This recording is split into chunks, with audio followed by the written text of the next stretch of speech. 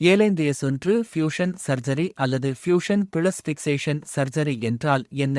எனவே ஏலேந்தியசொன்று இணைவு அல்லது பொருத்துதல் தேவைப்பட்டால் பொதுவாக அறுவை சிகிச்சைக்கான அறிகுறி தொற்று, அதிர்ச்சி அல்லது முதுகெலும்பில் ஏதேனும் உறுதியற்ற தன்மை இருந்தால்.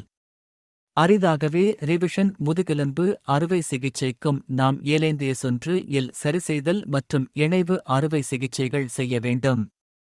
எனவே முதுகுத்தண்டில் ஸ்போண்டிலோலிஸ்டிசிஸ் என்ற வடிவத்தில் உறுதியற்ற தன்மை இருந்தால், ஒரு எலும்பு மற்ற எலும்பின் மேல் நழுவினால் அது உறுதியற்ற தன்மையை ஏற்படுத்துகிறது.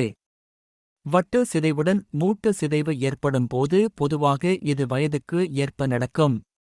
அரிதாக பார்ஸ் இன்ட்ராஆர்டிகுலரிஸ் எனப்படும் எலும்பின் ஒரு பகுதியில் உடைவதால் இது நிகழலாம். இது லைடிக் லிஸ்டிசிஸ் எனப்படும் பிரச்சினைக்கு வழிவகுக்கும்.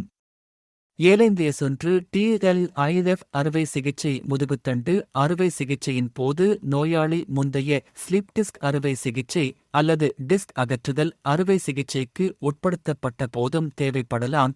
பின்னர் மீண்டும் அதே அளவில் டிஸ்க் புரோட்ரூஷன் அறிகுறிகளை ஏற்படுத்துகிறது. மேலும் சில சமயங்களில் ஏலேந்தியசொன்று இல் ஃபிக்சேஷன் மற்றும் ஃபியூஷன் சர்ஜரி வடிவில் ரிவிஷன் சர்ஜரிக்கு செல்கிறோம். இப்போது இதை மைக்ரோஸ்கோபிக் முறை அல்லது எண்டோஸ்கோபிக் முறை மூலம் செய்யலாம். நுண்ணோக்கின் கீழ் கீறல் முதுகுத்தண்டின் மையத்தில் வரும்போது அது ஒரு சிறிய கீறலாகும். இதன் மூலம் நாம் திருகுகள் மற்றும் தண்டுகளை வைத்து ஒரு செயற்கை இடைவெளி அல்லது எலும்புகளுக்கு இடையில் ஒரு கூண்டு வைக்கிறோம். நுண்ணோக்கியை பயன்படுத்தி நரம்பை திறக்கிறோம். எனவே இது ஒட்டுமொத்தமாக மிகவும் பாதுகாப்பான மற்றும் பயனுள்ள அறுவை சிகிச்சை ஆகும். இதேபோன்ற செயல்முறையை எண்டோஸ்கோபிக் அல்லது குறைந்தபட்ச ஊடுருவக்கூடிய அறுவை சிகிச்சை மூலமாகவும் செய்யலாம்.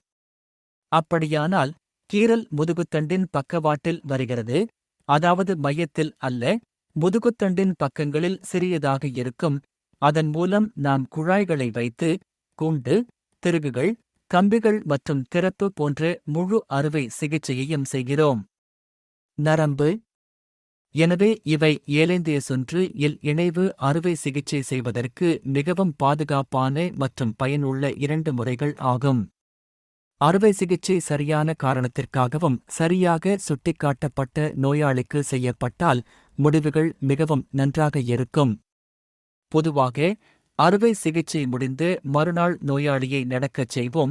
நோயாளி வசதியாக நிற்கவும் நடக்கவும் முடியும்.